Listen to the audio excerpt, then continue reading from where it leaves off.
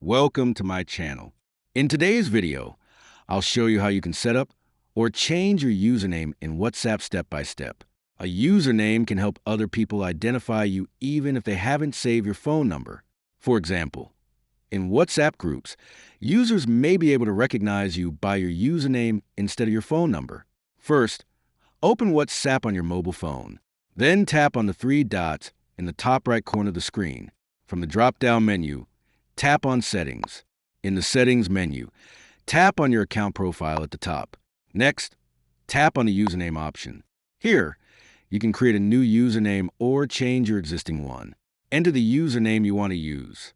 After choosing your username, tap on the Save button to save the changes. Now, go back to the Settings menu and tap on Privacy.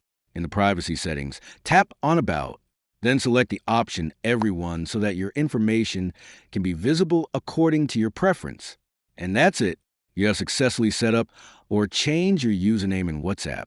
If you liked the video, like, subscribe, and press the bell icon for more helpful tutorials.